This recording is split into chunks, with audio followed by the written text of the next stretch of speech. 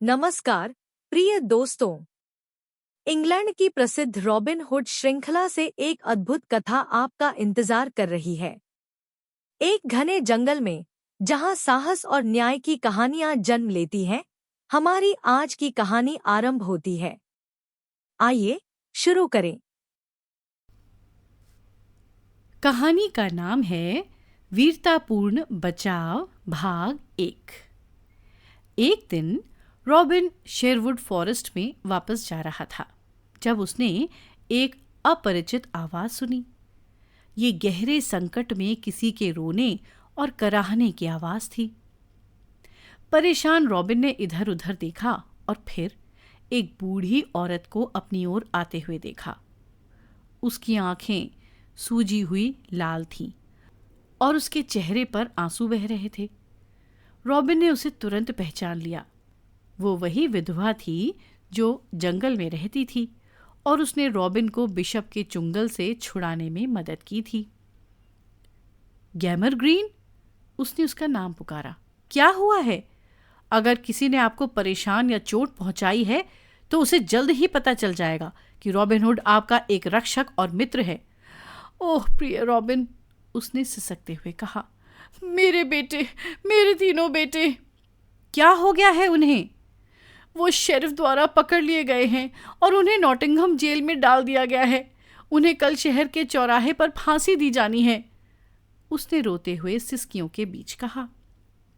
Hello, hob और Dickon? Sheriff ने कैद कर लिए? मुझे इस पर यकीन नहीं हो रहा। आपने ये खबर कहाँ सुनी? क्या आपको यकीन है कि ये सच है? रॉबिन ने विस्मय से पूछा। हाँ, मैं अभी नॉटिंघम शहर से लौट रही हूँ जहाँ मैंने लोब मोची से समाचार सुना। कृपया उन्हें बचाओ रॉबिन, तुम मेरी एकमात्र आशा हो, उसने विनती की। मुझे बहुत दुख हुआ, उसने गंभीर स्वर में उसे सांत्वना दी। आपके बेटे मेरे भरोसेमंद आदमी हैं और मैं उन्हें कोई नुकसान नहीं होने दूंगा। मैं तुरंत जाऊंगा और अपने आदमियों से बात करूंगा। वो पूरी गति से घने जंगल में अपने ठिकाने की ओर भागा। जब लिटिल जॉन ने उसे आते देखा तो वो उससे मिलने के लिए दौड़ा। मैं हेल, हॉब और डिकॉन के बारे में क्या सुन रहा हूं? रॉबिन ने पूछा। ये वास्तव में दुखद समाचार है मास्टर, लिटिल जॉन ने उत्तर दिया। आपने इसके बारे में इतनी जल्दी कैसे सुना? रॉबिन ने कहा। मैं उनकी मां से मिला जिसने मुझसे मदद की भीख मांगी है। ऐसे 3 बहादुर और कुशल व्यक्ति कैसे पकड़े गए? ये पूरी तरह से दुर्भाग्यपूर्ण था, लिटिल जॉन ने उदास होकर कहा। वे जंगल के माध्यम से एक मोटे हिरण का पीछा कर रहे थे जब वे अचानक शेरिफ के आदमियों के एक बड़े समूह के बीच आ गए। इससे पहले कि उन्हें पता चलता कि वे खतरे में हैं, उन्हें गिरफ्तार कर लिया गया। रॉबिन ने कहा, उन्हें किसी भी कीमत पर बचाना होगा, अन्यथा मैं कभी भी उनकी मां का सामना नहीं कर पाऊंगा।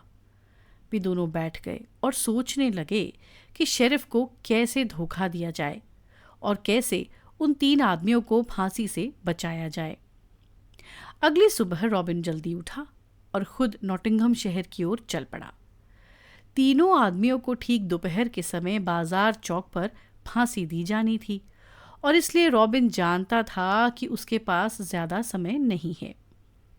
रास्ते के दूसरी तरफ से उसने देखा कि एक भिखारी उसके पास आ रहा है। वो एक गरीब फटे हाल आदमी था जो सड़क पर मिलने वालों से भीख मांगता था।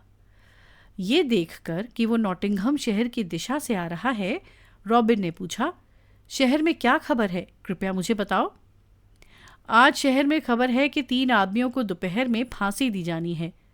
मैंने देखा कि फांसी का फंदा बनाया जा रहा था जिसमें 3 फंदे लटके हुए थे। कई देशवासी फांसी पर चढ़े हैं, लेकिन ऐसा कभी नहीं हुआ है कि 3 भाइयों को एक साथ मौत के घाट उतारा गया हो। इस समाचार पर रॉबिन ने कोई प्रतिक्रिया नहीं दी। इसके बजाय जब उसने बूढ़े आदमी के कपड़ों को करीब से देखा तो कुछ सोच में डूब गया। फिर अचानक वो अपनी सोच से बाहर आया और अपनी उंगलियों को ऐसे चटकाया जैसे उसे अपनी समस्या का हल मिल गया हो। बाबा, उसने प्रसन्नतापूर्वक कहा, मैं चाहता हूं कि तुम अपने कपड़े मेरे कपड़ों से बदल लो। इतना ही नहीं, मैं तुम्हें 40 शिलिंग दूंगा ताकि तुम किसी सराय में जाकर अच्छा भोजन कर सको। बोलो, क्या बोलते हो?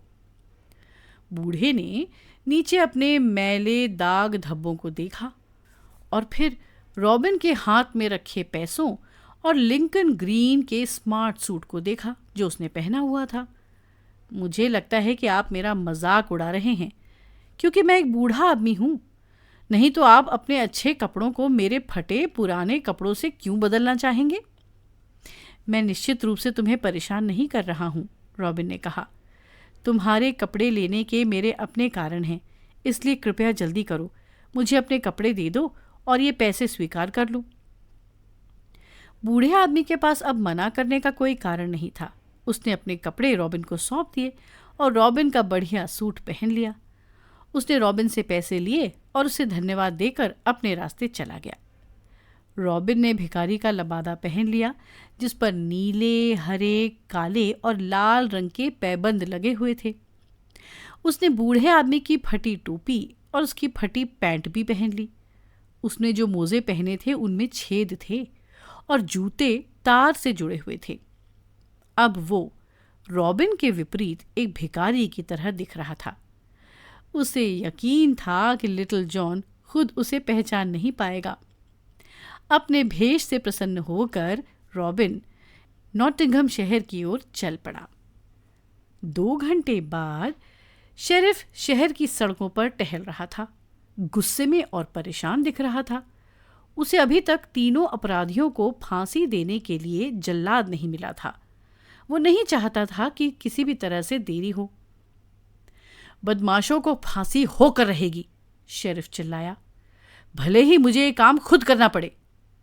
उसका रास्ता अचानक एक गंदे बूढ़े भिखारी ने रोक दिया। वो झुका हुआ था और फटे पुराने कपड़े पहने हुआ था। ईश्वर ने तुम्हारी प्रार्थना सुन ली है मेरे मालिक। भगवान ने मुझे तुम्हारे पास भेजा है, भिखारी ने कहा। तुम कौन हो और मुझसे क्या चाहते हो? शेरिफ ने गंभीर रूप से पूछा। उसने सोचा कि वो आदमी उससे पैसे मांगने आया है और उसने निश्चय किया कि वो उसको 1 पैसा भी नहीं देगा। क्यों सर शेरिफ, मैंने खबर सुनी कि आपको जल्लाद की सख्त ज़रूरत है, तो मैं यहाँ हूँ, भिखारी ने कहा। आइए हम अगले एपिसोड में सुनते हैं कि किस तरह रॉबिन अपने 3 भरोसेमंद आदमियों को बचाता है और शहर के चौक में हंगामा करता है। इस कहानी से हमें सीखने को मिलता है कि सच्चाई और साहस के साथ काम करने से हम किसी भी चुनौती का सामना कर सकते हैं। आप इस तरह की और रोमांचक कहानियों का आनंद लेने के लिए स्टोरी वेव्स ऐप को एप्पल या एंड्रॉयड ऐप स्टोर से डाउनलोड कर सकते हैं। एक स्टोरी वेव्स सब्सक्रिप्शन महीने में $1 से कम खर्च होता है, जो आपके परिवार के लिए गुणवत्तापूर्ण कहानियों को लाने का सबसे सस्ता तरीका है। स्टोरी वेव्स ऐप पर सभी नए कहानियां उपलब्ध हैं और सबसे रोमांचक सामग्री केवल ऐप पर ही। आप YouTube चैनल को सब्सक्राइब करें और स्टोरी वेव्स को इंस्टाग्राम, टिकटॉक और स्पॉटिफाई पर फॉलो करें ताकि आप आने वाली सामग्री के बारे में अपडेट रहें। धन्यवाद। आप सभी को दिल से धन्यवाद इस कहानी को देखने के लिए।